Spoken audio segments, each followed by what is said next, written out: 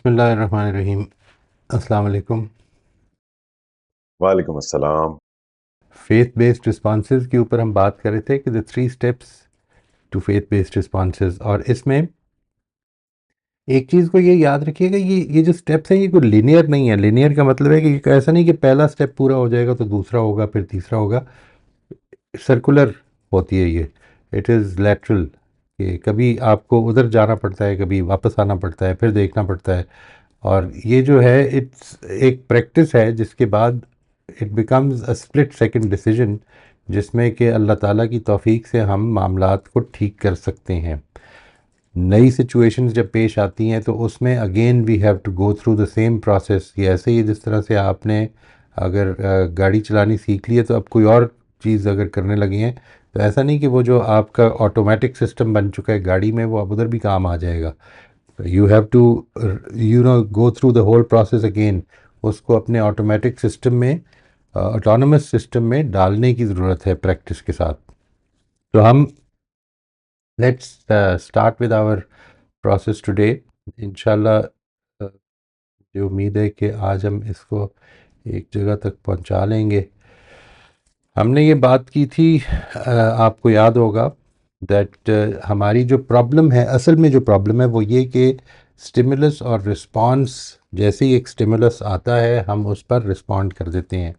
और फिर what we had talked about was कि अगर हमको जो चीज़ ज़रूरत है वो ये कि इसमें एक वक्फ़ा देकर, तो इसमें ये 3 चीज़ें जिसको मैंने 3 स्टेप्स कहा है या 3 फिनोमेना कह लें आप इन्हें, कि अवेयरनेस, सिचुएशन की अवेयरनेस, अपने बारे में अवेयरनेस, अलाइनमेंट, अपने मकसद से अलाइनमेंट, अपनी वैल्यूज़ से अलाइनमेंट, अपने प्रिंसिपल से अलाइनमेंट, ये हमने कर ली है। और now we are going to the third step which is action.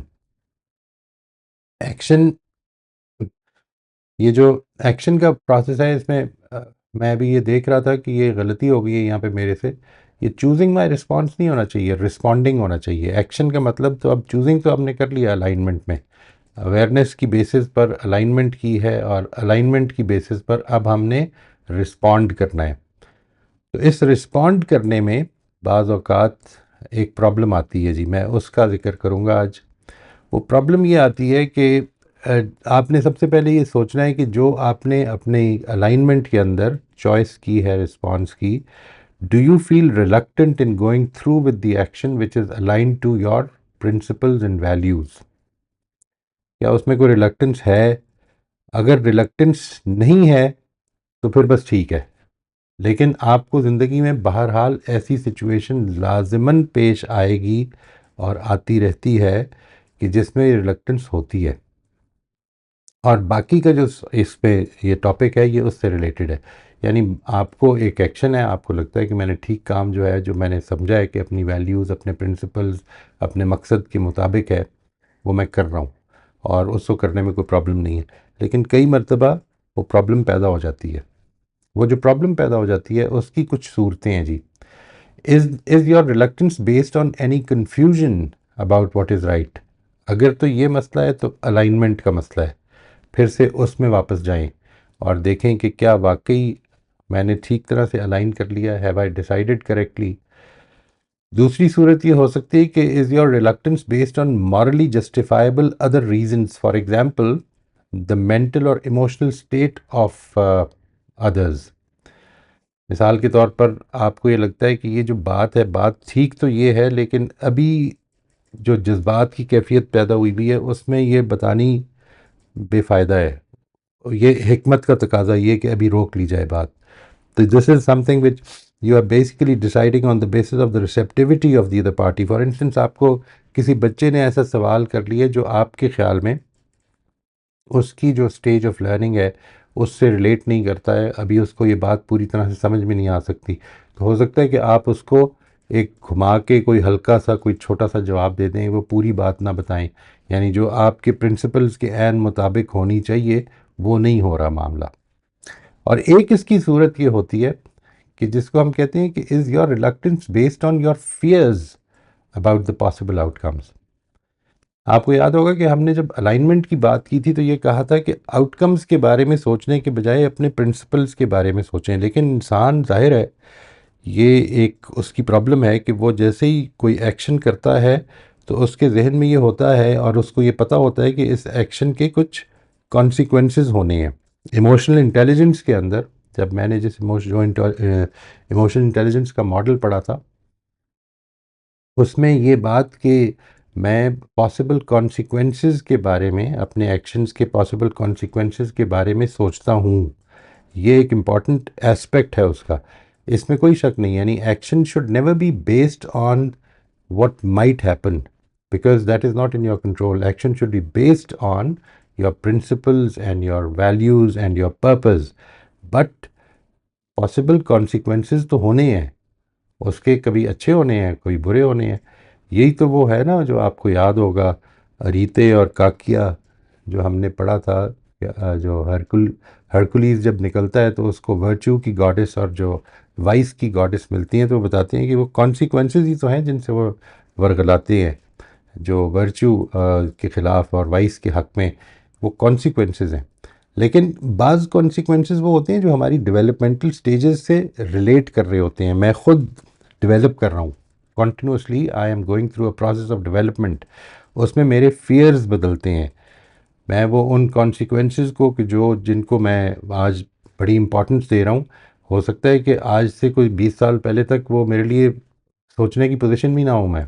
यानी वो स्टेज ऐसी होती है डेवलपमेंट की।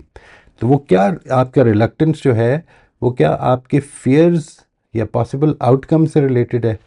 अगर ये पॉसिबल आउटकम से रिलेटेड फियर्स है ना जी, तो ये आम तौर पर दो किस्म के होते हैं। एक तो वो होते हैं जिधर मेरी डिज़ायर, जो whatever I desire, whatever I am wishing for, that is jeopardised, उसमें रुकावट आ जाए। मुझे लगता है कि मैं ये चाहता हूँ कि मुझे ये मिल जाए, ये पोजीशन मिल जाए, ये तरक्की मिल जाए, ये प्रमोशन मिल जाए, और अगर मैं सच्ची बात कर दूंगा तो ये मेरी डिज़ायर के ख़िलाफ़ है बात।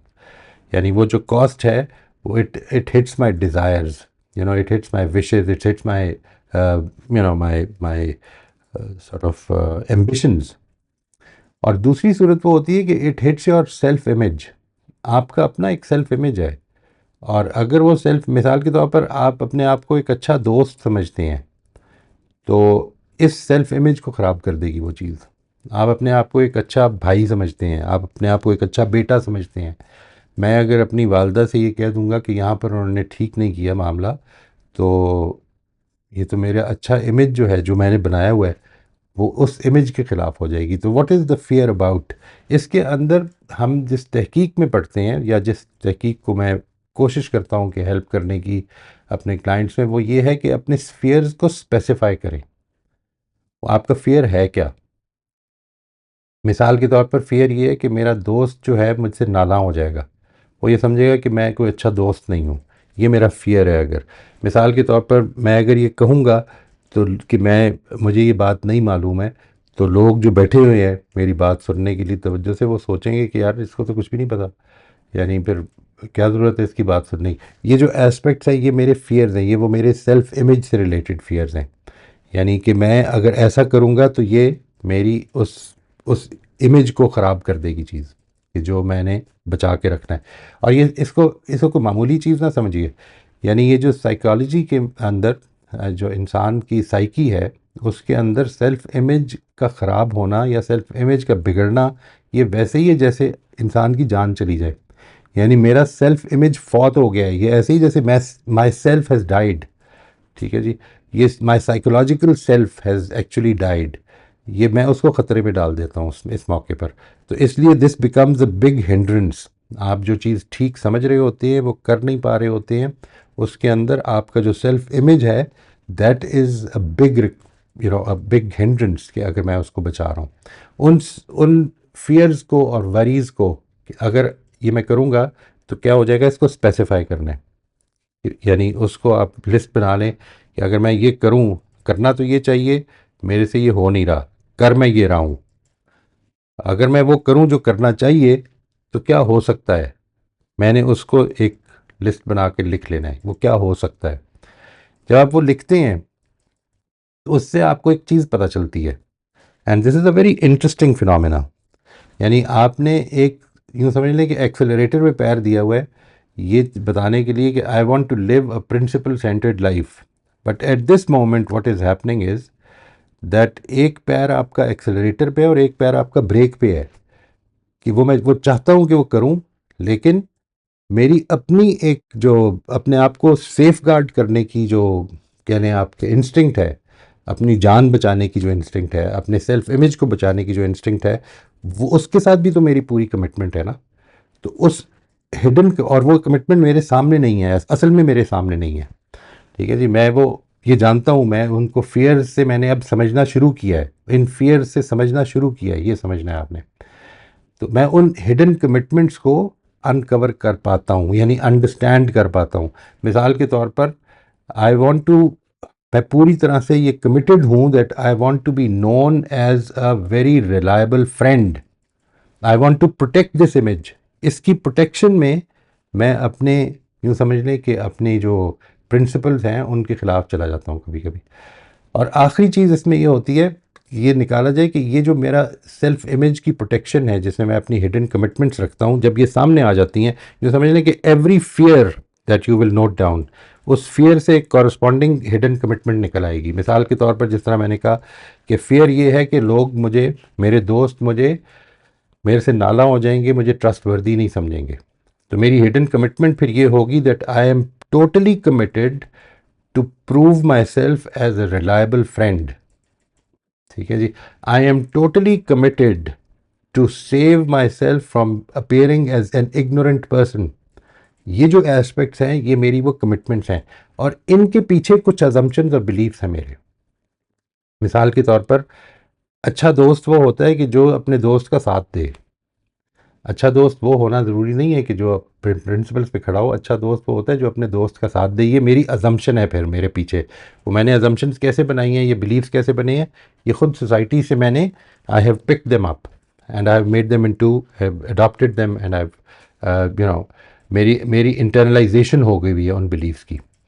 या मिसाल के तौर पर ये बात कि एक अच्छा प्रेजेंटर वो होता है कि जिसको हर सवाल का जवाब पता हो, वो इमीडिएटली जवाब दे सकता हो। अगर ये मेरी अजम्पशन है, तो फिर मैं इस अजम्पशन की बेसिस पर वो फियर में मुब्तला हो जाता हूँ। तो ये अजम्पशंस टेस्ट की जाती हैं फिर। तो this is the final stage, कि जिसके बारे में मैंने आपको, आपने पहले भी सुना होगा, मैं इसका जिक्र करता रहता हूँ कभी कभी। इम्यूनिटी टू चेंज का जो हम करते हैं, मैप बनाते हैं पहले और फिर उसके ऊपर एक्सरसाइज करवाते हैं कि ये इसकी अजम्पशंस को ओवरकम किया जाए। इंडिविजुअली भी होता है ये और ग्रुप में भी होता है। हमने ग्रुप में किया था, अनफॉर्चुनेटली वो बीच में कुछ मिसअंडरस्टैंडिंग ऐसी हुई हैं कि रुकावट आ गई थोड़ी सी। तो ये हमारी एक्शन की स्टेज है। वंस वी ओवरकम दिस, तो फिर यूँ समझ लें कि ये जो रुकावट आई थी, जब हम इसको ओवरकम करते हैं, तो असल में सिर्फ ये रुकावट नहीं ओवरकम होती, we actually progress in life, we become stronger, we grow. हम साइकोलॉजिकली ग्रो करते हैं इसके नतीजे में। तो ये, और ये जो ग्रोथ है ज़िंदगी में, ये बेसिकली इन्हीं दो चीज़ों से होती है। बच्चों की भी अगर आप देखेंगे तो असल में ज़िंदगी में चैलेंजेस और सपोर्ट, यानी इनका एक बैलेंस चल रहा होता है।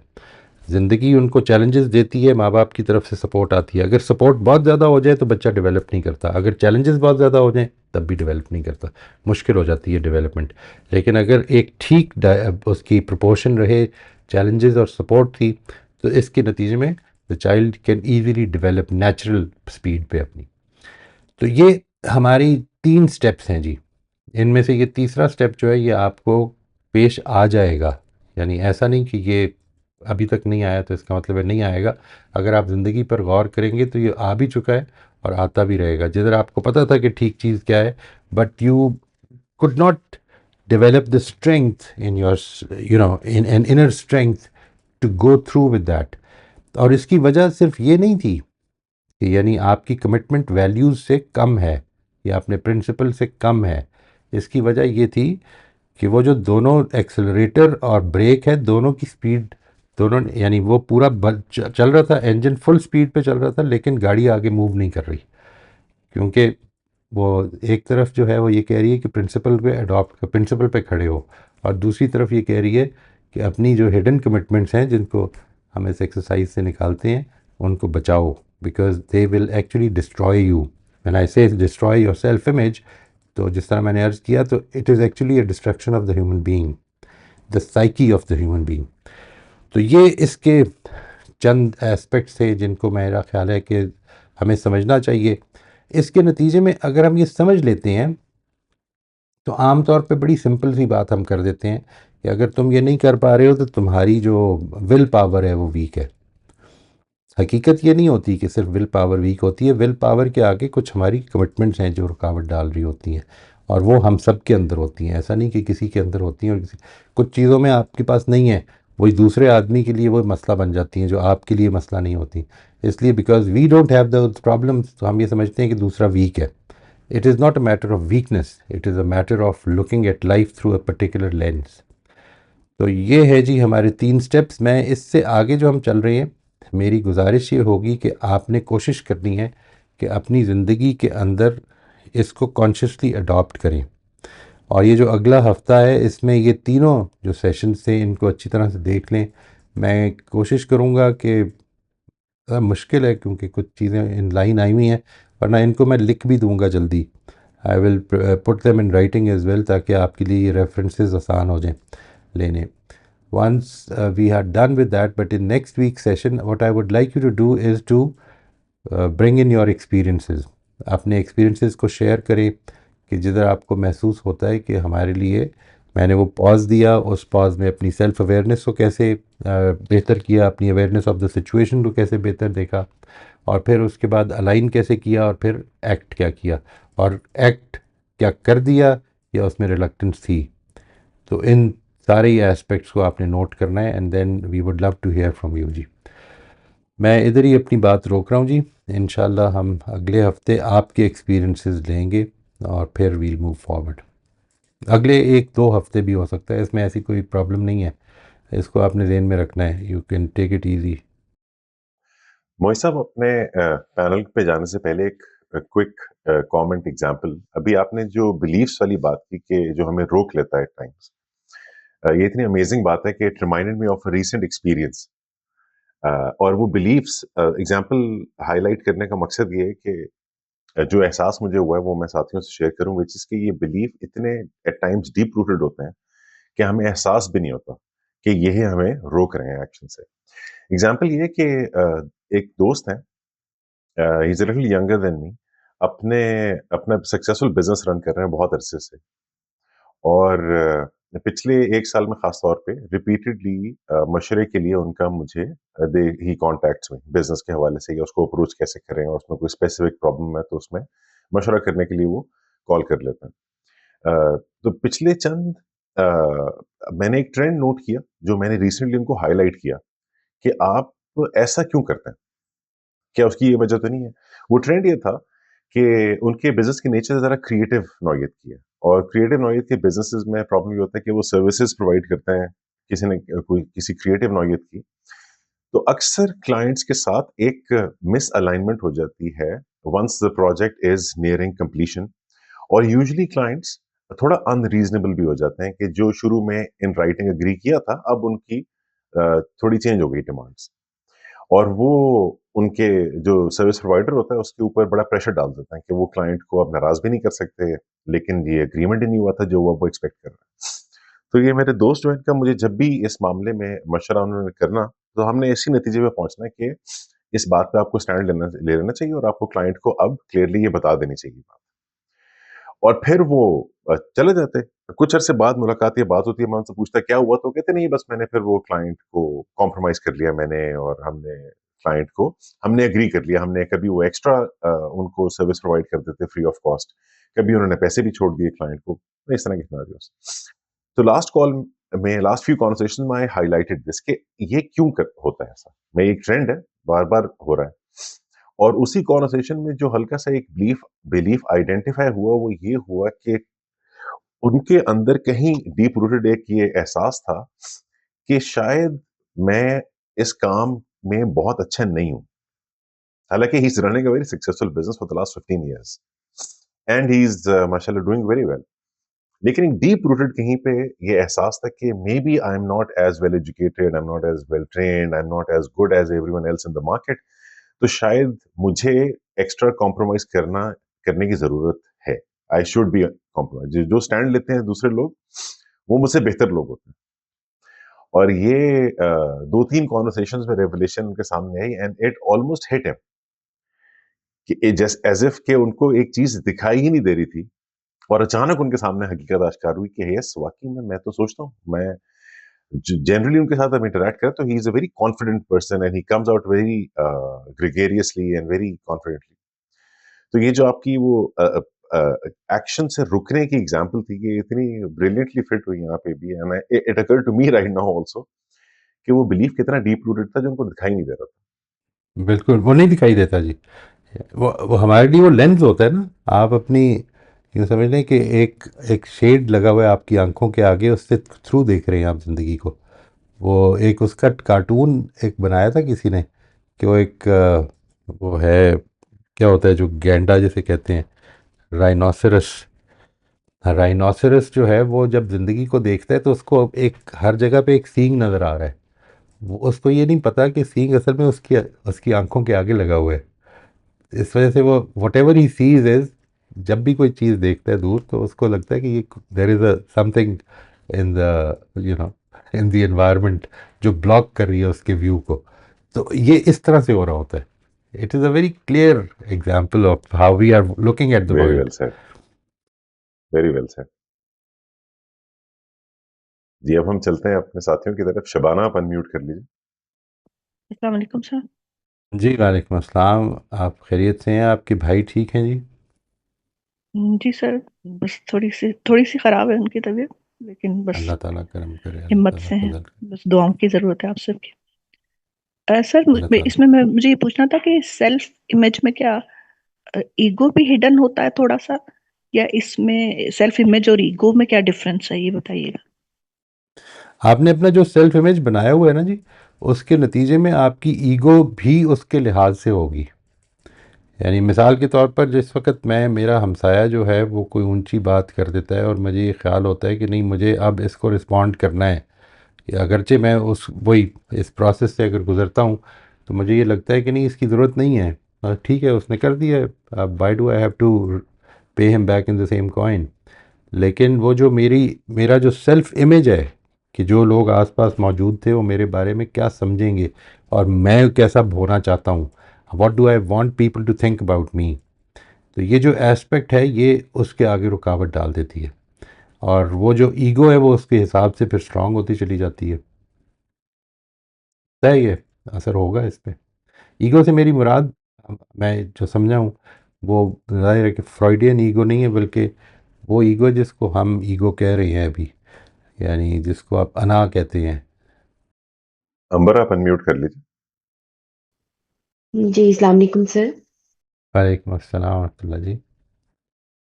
सर मेरा जो प्रॉब्लम है वो ये है कि मेरा उन रिलेशनशिप्स के साथ जो कि 24/7 है, जो कि बहुत इमीडिएट रिलेशनशिप्स हैं, जैसे मैं अपनी हाउस हेल्प के साथ पोलाइट होना चाहती हूँ, और मुझे पता है मेरा रवैया उनके साथ बाज़-औक़ात अच्छा नहीं रहता। लेकिन सर उसमें ये है कि मेरे अब ये मुझे इसको समझ नहीं आता कि मैं किस चीज़ में फिट करूँ, कि एक्सपीरियंस बार-बार का एक्सपीरियंस एक ही है कि अगर तो मैं पोलाइट हो जाती हूँ, तो फिर आपका जैसे वो कहना है कि आपको लगता है कि लोग आपका एडवांटेज उठाते हैं। तो वो फिर मुझे नज़र भी आता है कि भई अच्छा, फिर अब सख्ती नहीं हो रही है या सख्ती से बात नहीं हो रही है, तो वो फिर इस तरह से कि काम ही नहीं होता। वो वहीं का वहीं रुक जाता है और इस तरह। और फिर वो जैसे ही वो थोड़ी-सी मैं उनके साथ सख्त लहजे में बात करती हूँ या उनको थोड़ा-सा डाँटती हूँ, तो वो काम जो है ना वो हो जाता है। तो वो मुझे फिर समझ नहीं आती कि मतलब इसको मैं किस तरह से इस चीज़ को एड्रेस किया जाए, क्योंकि हर तरह से आप समझा के भी देख लेते हैं, बता के भी, लेकिन वो एक हैबिट उनकी डेवलप हुई हुई है कि अच्छा अब इस तरह से बात होगी तो हम इस तरह से करेंगे। तो सर उसमें फिर हम क्या आप गाइडेंस करते हैं जिनकी हैबिट्स आप इतने अरसे से देख रहे होते हैं, सिर्फ सर्वेंट्स के साथ उसका मामला नहीं है जिससे आपके कोई और रिलेशनशिप्स हैं, आपके हस्बैंड है, आपका भाई है या कोई भी और है, जिसका आपको पता होता है कि अच्छा अब ये बात होगी तो उसके बाद रिएक्शन ये आएगा, तो उसमें फिर आप हमें क्या पहले सोचना चाहिए या उसमें हमें क्या तब्दीली करनी चाहिए कि हमें उसका यानी आउटकम कुछ अच्छा मिल जाए?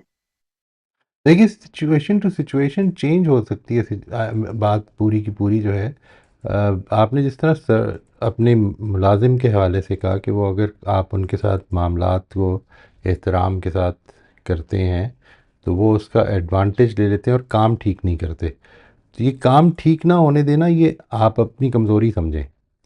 यानी एहतराम का मतलब ये नहीं है कि आप रिलैक्सेशन काम में दे दें, ये दो अलग अलग चीज़ें हैं। यानी मिसाल के तौर पर आप बड़े एहतराम से उससे कह सकते हैं, ये मिसाल के तौर पर I am just giving you an example, कि अगर इस तरह की सिचुएशन है, ये जो काम गड़बड़ हुई, बर्तन जो गलत धोए हैं इनको सारे दोबारा धो, आप प्लीज़ ये बर्तन सारे दोबारा धो दें। ठीक है, यानी you don't have to lose your temper और बिकम हार्श और use big words to get the work done, लेकिन इसमें अनरिलेंटिंग हो जाएं। अनरिलेंटिंग हो जाएं का मतलब ये है कि जो गलती हुई है वो तो ठीक होनी है। मैं I am not going to lose my temper.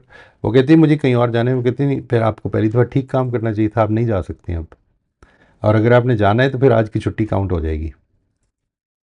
यानी आपको कहीं पे भी यू डोंट हैव टू, असल में why do we lose our temper, because we think that we have lost it, हमारा कंट्रोल ख़त्म हो गया। वो ख़त्म ना होने दें। यानी उसके ऊपर अगर उसको ये पता चल गया कि आपने कोई हार्श वर्ड्स के इस्तेमाल करने पे उसको कंट्रोल नहीं करना, हम ये जो ख्याल है हमारा कि हार्श वर्ड से कंट्रोल होता है, तो अगर वो होता तो अब तक कंट्रोल हो चुका होता ना, ऐसा नहीं हुआ। तो उन्होंने जब भी देखा डंडी मार ली उधर, उनको ये बताएं कि ये मैं आपको इसकी पेमेंट दे रही हूँ और उसके मुताबिक दे रही हूँ, जो आपके और मेरे दरमियान तय हुआ है, कोई कमी नहीं की मैंने। आपको अल्लाह को जवाब देना पड़ेगा एक एक चीज़ का, और मैं भी नहीं छोड़ूंगी। ठीक है, मैंने भी अपना पूरा हक निकाल के ही रहना है। तो इसलिए ये तो आपका हक है, जो जिस काम के लिए आपने उसको रखा है उसको आपने पूरी पेमेंट दी है, वो काम ठीक करवाएं। यानी no problem with that, but you don't have to lose your temper. असल में why do you lose your temper, irritation क्यों होनी शुरू हो जाती है, इस पर गौर करना है। यानी क्या कोई और काम है जो आड़े आ रहा है, कोई और मसला है, मिसाल के तौर पर मुझे इस पे अब मज़ीद टाइम देना पड़ेगा, कोई और काम करना था मैंने, नहीं, आपने असल में इन सारी चीज़ों को अलग कर देना है, थोड़ी देर के लिए काम ठीक करवाना है।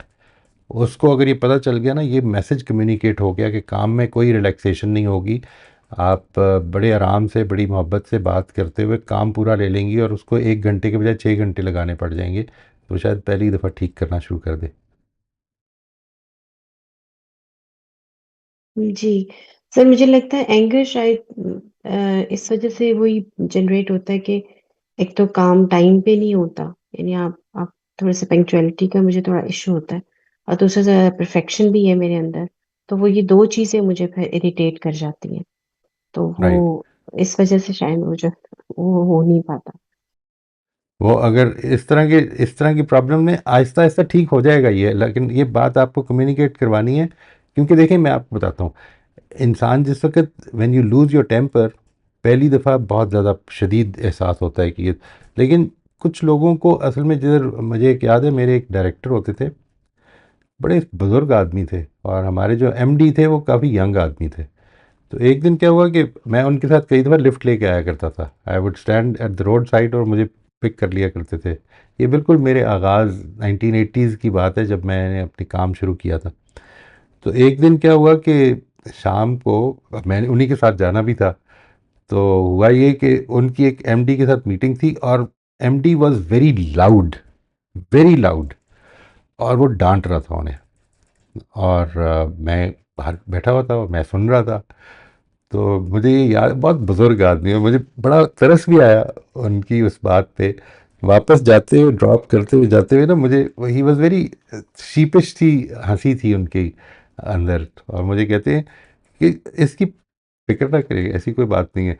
ये जब हम डायरेक्टरशिप में आ जाते हैं ना, तो हमें आधी तनख्वाह डांट खाने की मिलती है, तो इसलिए इसकी परवाह नहीं करनी चाहिए। तो and it was all right, तो आदत हो जाती है। When people get used to being treated like that, get treat them with respect, but don't let them take advantage. ये दोनों अलग अलग चीज़ें हैं। आपने एडवांटेज लेने देनी है तो वो एडवांटेज ले सकेंगे, लेकिन why do you lose your temper? Losing your temper means that you lost control. Don't lose control. जी सर, ठीक है sir, thank you so much. Must जी।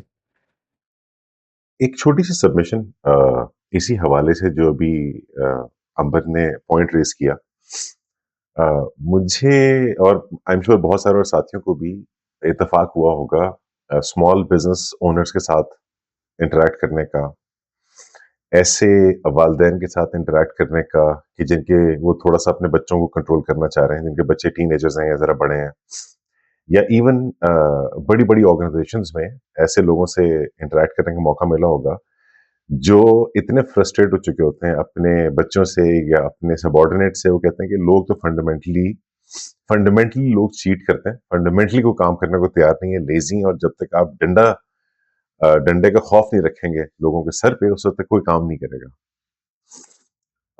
जो हमें अच्छी ऑर्गेनाइजेशंस में सीखने को मिलता है, वो ये होता है कि इसका बहुत ताल्लुक लीडरशिप स्किल से भी होता है।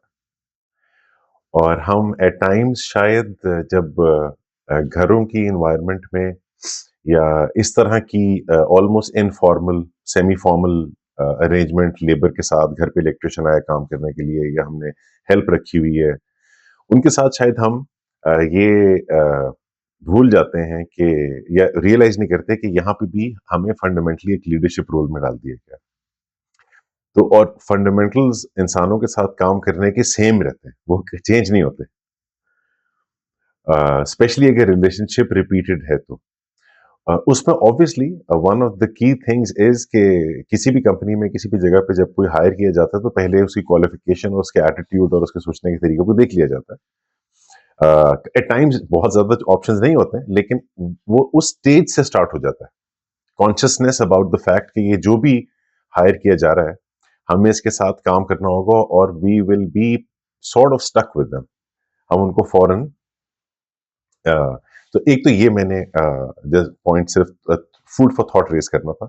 दूसरा मैंने एक छोटा सा और ऑब्जर्वेशन थी पर्सनल, हो सकता है यहाँ अप्लाई होती हो या ना होती हो, but just as food for thought जो मैंने एक्सपीरियंस किया वो ये कि और पूछा मैंने एट टाइम्स, बहुत कम ये मौका मिला कि जहाँ पे आई हैड रिलेशन जो कि मैं पूछ लूँ किसी से, कि जहाँ पे वो बहुत ज्यादा गुस्से से या रूडली जब पेश आते हैं रिपीटेडली अपने किसी टीम मेंबर या एम्प्लॉय से, तो मैं उनसे मुझे मौका मिला पूछने का कि आपने फिर इनको फायर क्यों नहीं कर दिया, आप जाने दें इनको, अगर आपको इस कदर आपकी तबीयत पे असर होता है।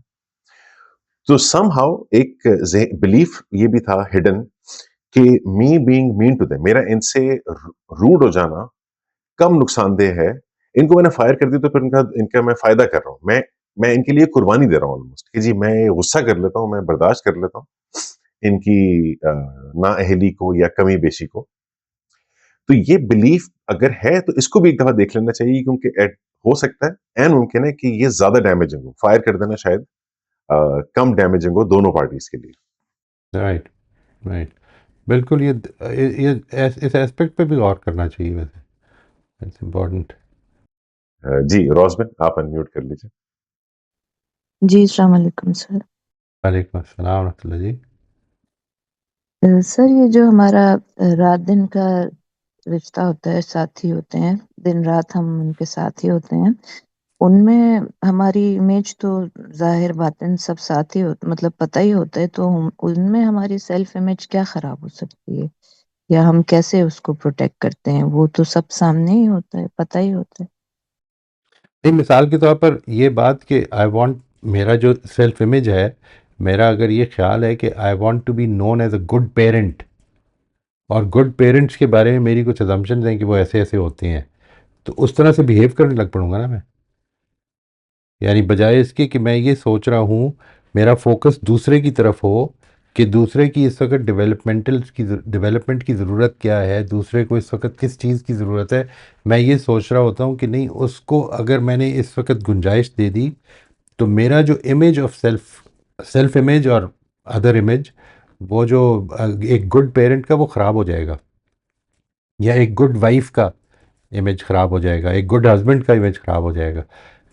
यानी कई लोग जो हैं वो सिर्फ इस वजह से कि उन्होंने वो जिस सोसाइटी से पल बढ़ रहे होते हैं, ये कोई मॉरल सिचुएशन नहीं होती कि जिस पे उन्होंने गौर कर लिया होता है बड़ी अच्छी तरह से, वो जिस सोसाइटी से निकलते हैं उसी हिसाब से अपनी बेगमात के साथ या अपनी शौहरों के साथ उस तरह से इंटरेक्ट कर रहे होते हैं। यानी वो why does that happen? Because that is what there image of a good wife और अ गुड हस्बैंड इज़। तो ये तो बहुत ज़्यादा अफेक्ट करता है। उन लोगों पे भी बहुत इफेक्ट करता है।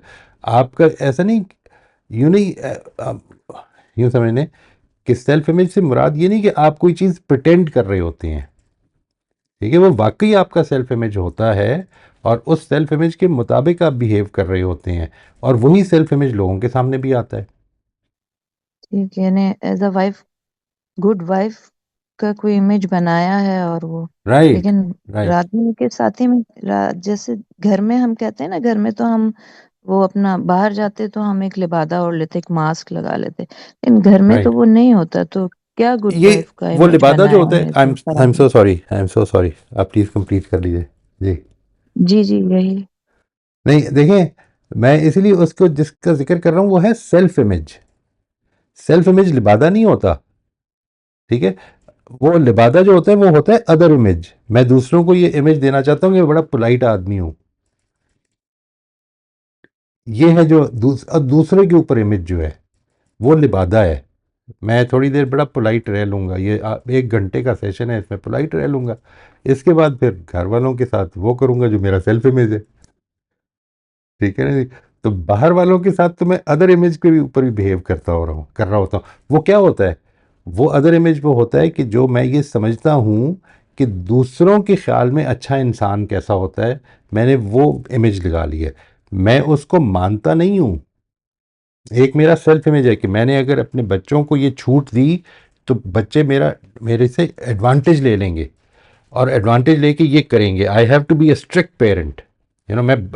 और स्ट्रिक्ट जो है, मैं सारी की सारी वो स्ट्रिक्टनेस अपनी बजाय इसके कि इस पे लूँ कि because I don't have the time to give to my children to develop their understanding, तो मैं इसको शॉर्टकट है मेरे लिए। लेकिन मैं कहता हूँ बच्चों की बेहतरी के लिए I have to be strict, ठीक है। तो ये ये एक सेल्फ इमेज है कि जिसमें मैं हकीकत के मुताबिक वो बिहेव कर रहा हूँ।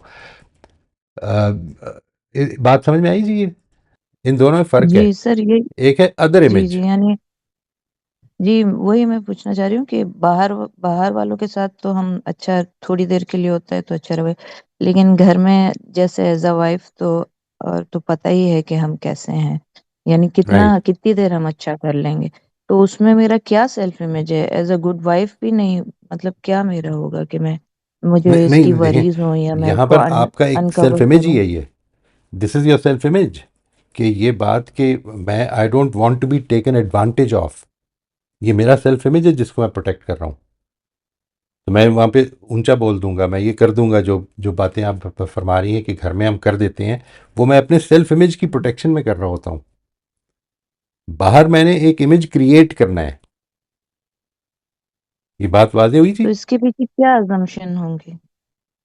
ये आपने बताई ना कि अगर मैं ये करूँगी तो लोग एडवांटेज ले लेंगे। अभी जिस नहीं, तरह से अंबर ने सवाल घर में किया। क्या, जी, जी। घर में क्या यानी एडवांटेज होगा, मतलब घर में क्या ऐसी बात होगी? वो तो मैं ये पूछना चाह रही हूँ।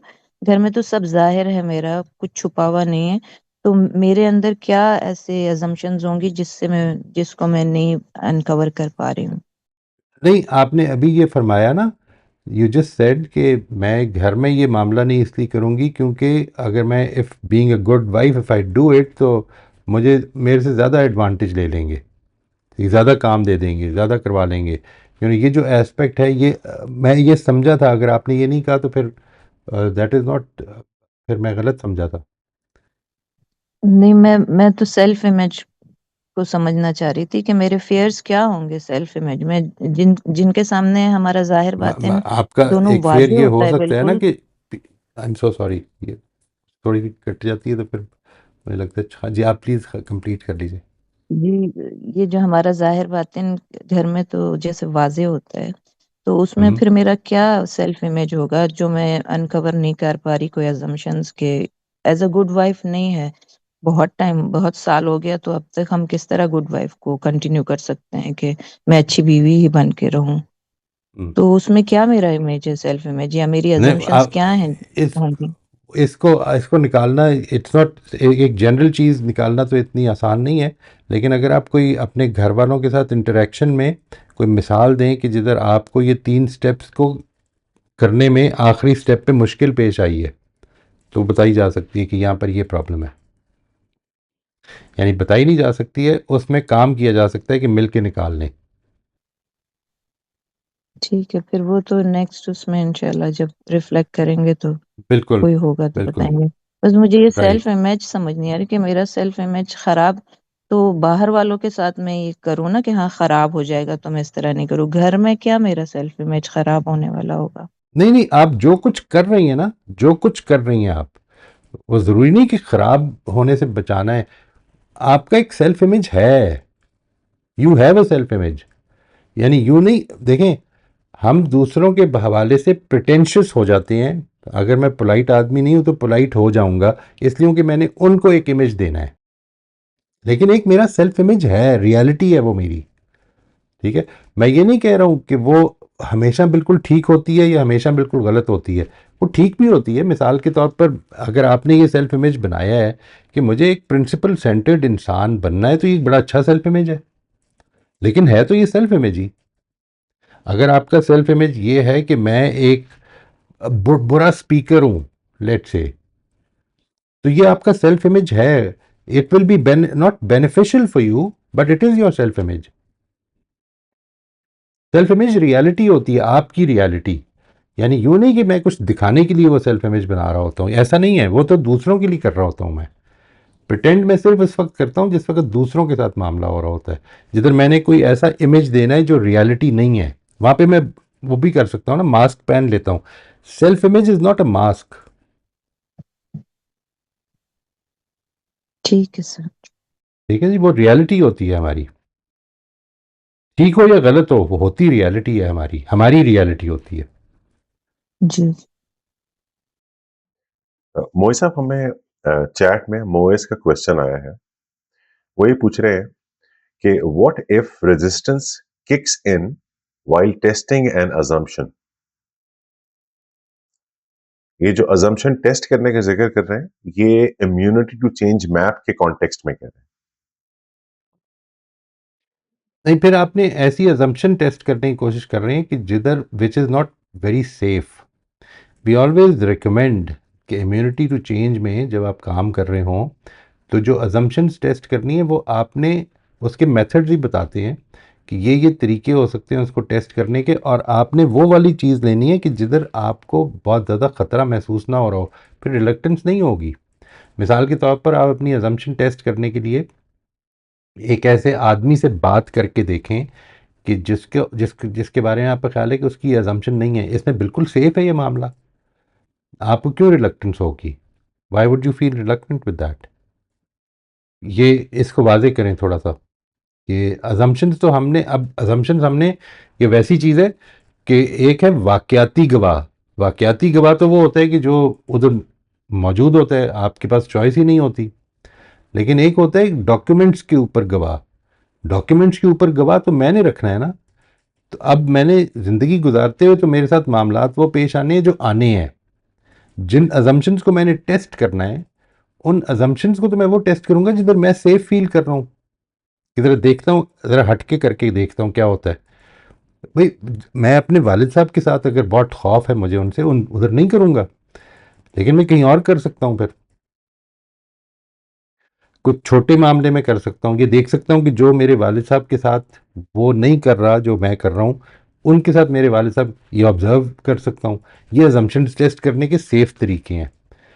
तो when you are testing your assumptions, then don't select a point which makes you feel reluctant about it. ये तो हमारी सिलेक्शन की गलती हो जाएगी ना फिर।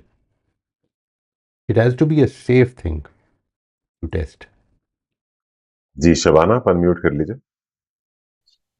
जी, अस्सलाम वालेकुम। वालेकुम अस्सलाम रहमतुल्लाह जी। अम, ये जो अभी बात हो रही थी, एक सिस्टर कर रही थी कि सेल्फ इमेज, इसके बारे में अपना फीडबैक या अपना एक्सपीरियंस। वो जैसा कि दूसरे सेशन में शुड स्टेटमेंट्स की दफ़ा भी मैंने शेयर किया था, तो उसमें मेरा आज़ादी तजर्बा है।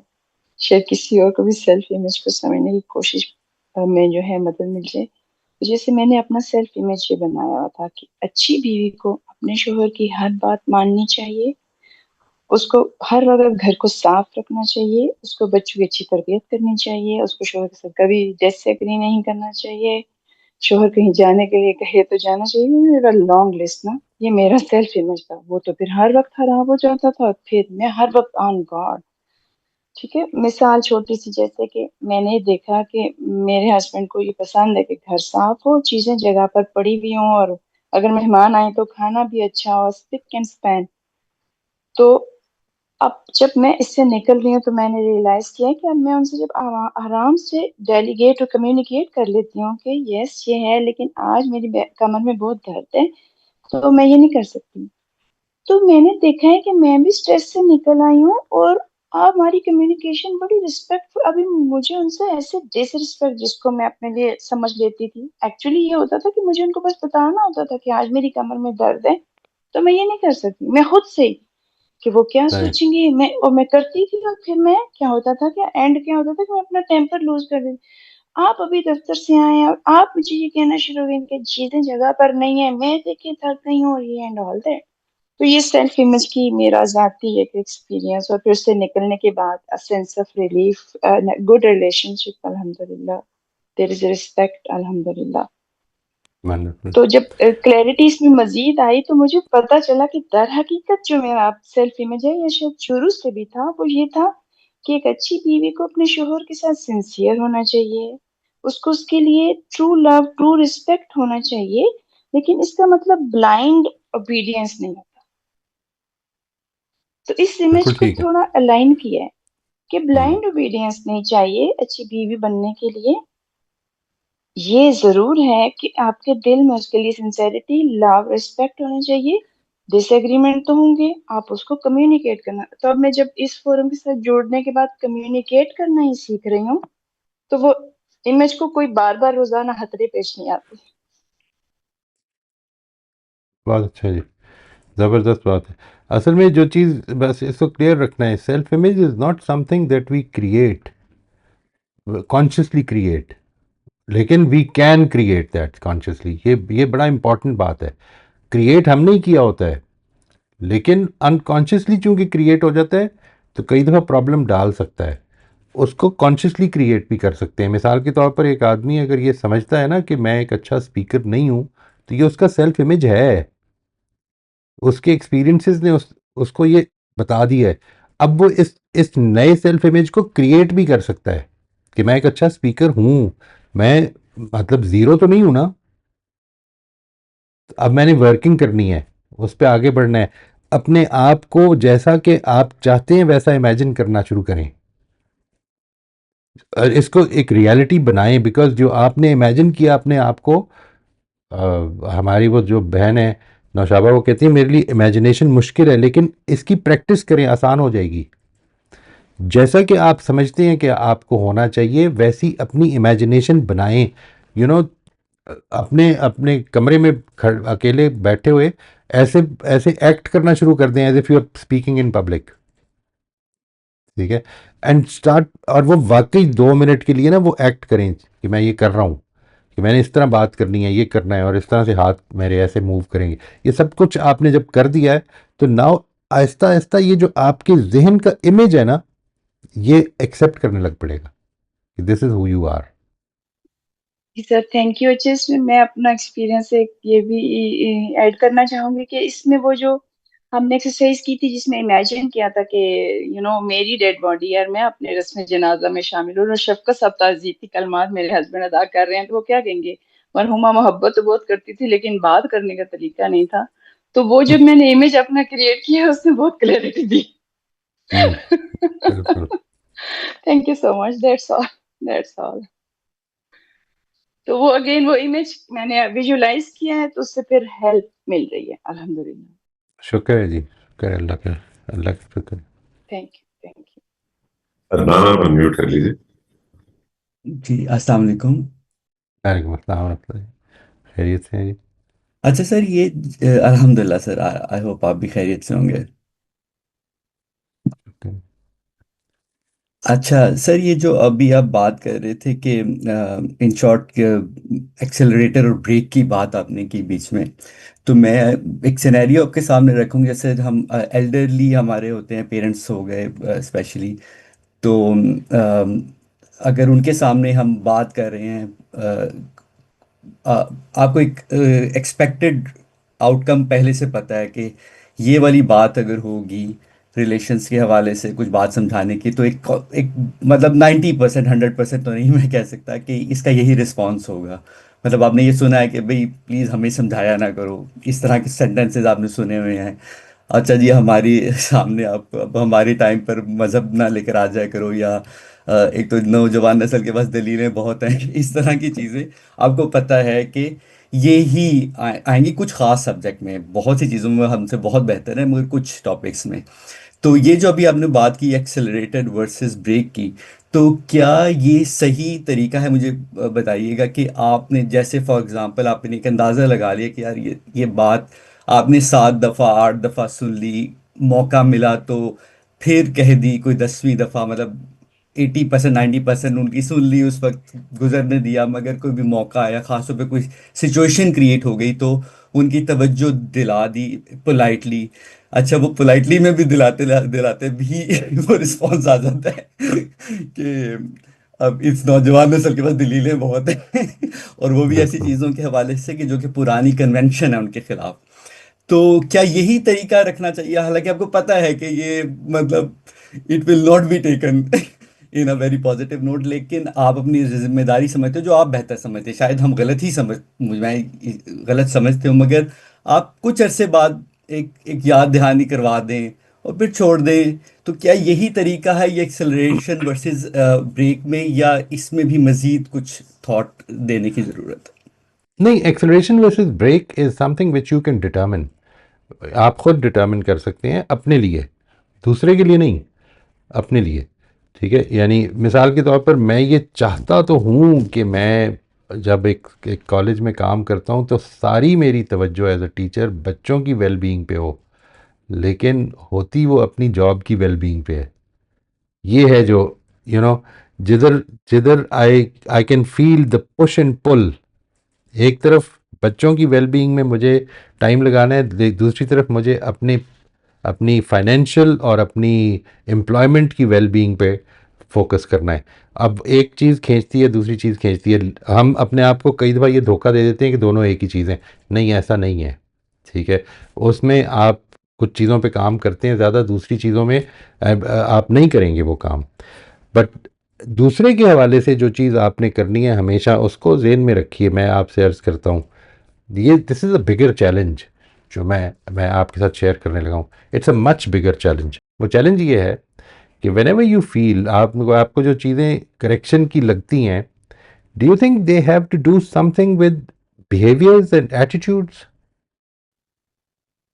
सर, बिहेवियर भी हो सकता है, लेकिन मोर ऑफ ज्यादातर, जो ये मैं अपना पर्सपेक्टिव बता रहा हूँ, ज्यादातर यहाँ से निकलती है कि आपके अपने राइट्स का सवाल है। ऐसा लगता है कि उनको ऐसा लगता है कि यहाँ पर मुझे अपने राइट को खुद से असर्ट करना है तो मुझे ये मिलेगा। राइट, तो इसको उनको ये लगता बिहेवियर है। में रख सकते हैं शायद, या हाँ, सोच हाँ। उनकी तरफ से ऐसा, ये एटीट्यूड मेरा एटीट्यूड पर्सपेक्टिव है कि वो ये दोनों ही फील चीज़ है होता ना। है। बिहेवियर एंड एटीट्यूड, यानी आप ये कह रहे हैं कि वो ये समझते हैं कि उनको उनका राइट नहीं मिलेगा जब तक वो असर्ट नहीं करेंगे। ये कह रहे, मैं ठीक समझाऊं? तो इससे आपको क्या फ़र्क पड़ता है? How does it change, how does it matter to you? Because why do I ask, because उनको जो राइट है उनका वो तो मिलना ही चाहिए ना। जी, वो ये आ जाता है ना सर, वो मेरी ज़ात से तो खैर ताल्लुक नहीं, ये मैं जिस सिचुएशंस बता रहा हूँ ये वो है कि जहाँ पर फिर किसी और का राइट जा रहा होता है, अकॉर्डिंग टू माय एनालिसिस।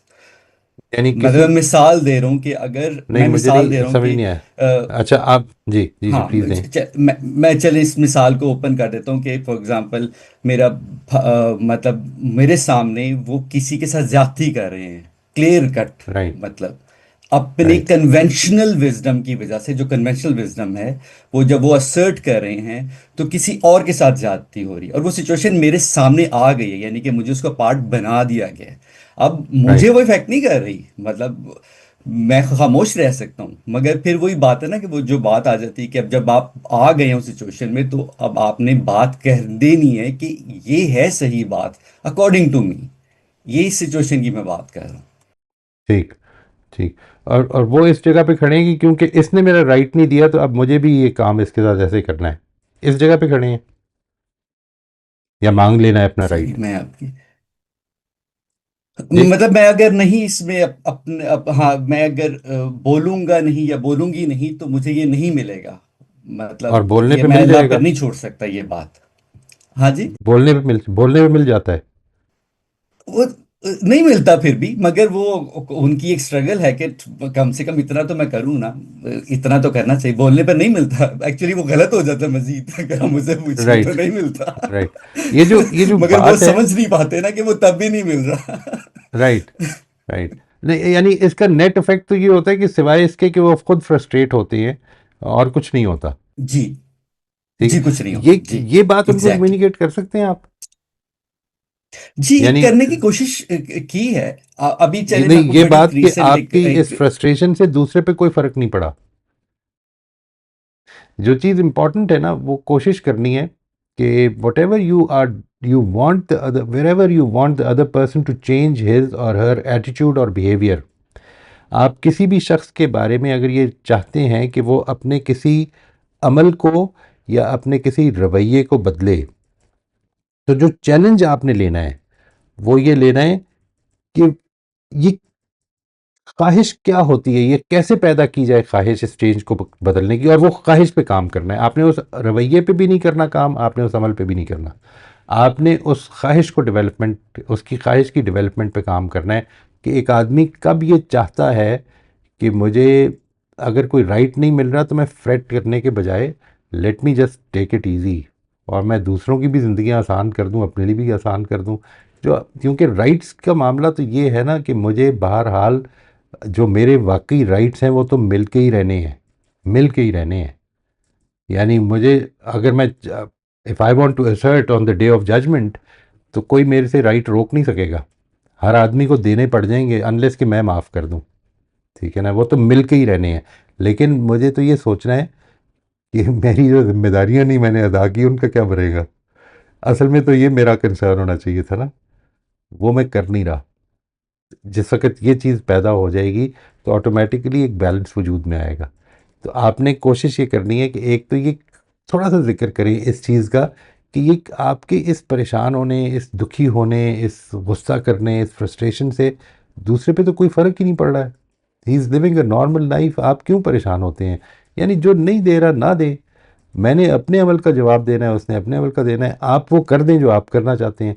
अच्छा, अगर वो इस पर ये कहते हैं कि तुम keep your this to yourself, your advice to yourself, तो सुन ले, माँ बाप हैं, क्या फ़र्क पड़ता है, कह दिया उन्होंने, डजेंट मैटर। ये जो आप कह रहे हैं ना कि 10 दिन में एक दफ़ा अगर ये बात कर लीजिए, नहीं, आप उस मौके पर ना करें। बस बस मेरी सिर्फ ये गुजारिश है, आप 10 दिन में 10-10 दफ़ा करें बेशक, लेकिन जिस वक्त गलती हो उस वक्त ना करें। यानी उस वक्त थोड़ा सा पीछे रखें, खामोश रहें, उस मौके को थोड़ा कूल डाउन होने दें, और फिर उनके साथ बैठें, उनको गले लगाएं और उनसे कहें कि मुझे अफसोस होता है, मैं ये जब देखता हूँ ना कि आप इतना दुखी हो जाते हैं, आप मत हुआ करें ये दुखी। यानी इस जगह पे खड़े होकर उनका सहारा बन जाएं, और सहारा बन के बहुत सारी चीज़ें उनको कम्युनिकेट कर सकेंगे इंशाल्लाह। But don't communicate at the time of the mistake, just avoid that. बिल्कुल, ये किसी के साथ भी ना करें, कभी भी ना करें कि जब वो गलती कर रहे उस वक्त नहीं करनी। मतलब हमने उस वो जो आपने कई बार देखा होगा कि बच्चे जो है ना वो कहते हैं कि वालिद साहब के साथ ड्राइविंग सीखनी बड़ा मुश्किल काम है, या वालिद साहब बैठे हो तो ड्राइव करना ही बड़ा। I know, including my own wife, I know many people who say that it's very difficult, many women who say that it's very difficult to drive while your husband is sitting next to you. पता है आपको क्यों क्यों मुश्किल है? इस पर गौर करिए, एग्जैक्टली वही बात है जो मैं आपसे कह रहा हूँ। जब गलती हो तो करेक्ट ना करें, बाद में बैठ के तो एनालाइज कर लेंगे, ठीक कर लेंगे, कूल डाउन हो जाएंगे। एक आदमी ड्राइविंग सीख रहा है, वो पहले ही बड़ा टेंस है। ठीक है, ये ज़िंदगी गुजारते हुए हम काफ़ी ऐसी सिचुएशंस में आ जाते हैं जब हम बड़े टेंस होते हैं, और दूसरा ये कह दे कि ये गलती कर रहे हो तुम, ये ना करो, ये क्या कर रहे हैं आप, नहीं, ये मौका नहीं है, इसको अभी रहने दें। आ जाएगा वो मौका, इंशाल्लाह हम समझा देंगे। जी ठीक है सर। मैं वैसे गलती गलती पर नहीं करता, वो क्लैरिफाई कर रहा हूँ, ऐसी बात नहीं। मैं क्वेश्चन नहीं कुछ और था नहीं, शायद, चलिए फिर नेक्स्ट टाइम सही, नेक्स्ट टाइम। हाँ फिर मैंने लंबा हो वो जाता, मकसद बहुत कुछ और ज़्यादा, था, ठीक है, मैंने थैंक फिर यू। इतनी लंबी तकरीर जो है वो हाँ आपके जी। जवाब को, सवाल को फिर मैंने शायद समझा नहीं। नहीं I am so sorry about that. नहीं, thank you sir, no no problem, thank you, thank you, जी थैंक यू। राइट जी। right। जी हमारा वक्त आज खत्म हो गया इसके साथ। बहुत बहुत ठीक है शुक्रिया जी, मोहित साहब, thank you everyone. Thank you very much जी, बहुत शुक्रिया, दुआ में याद रखें। अस्सलाम वालेकुम। अस्सलाम वालेकुम।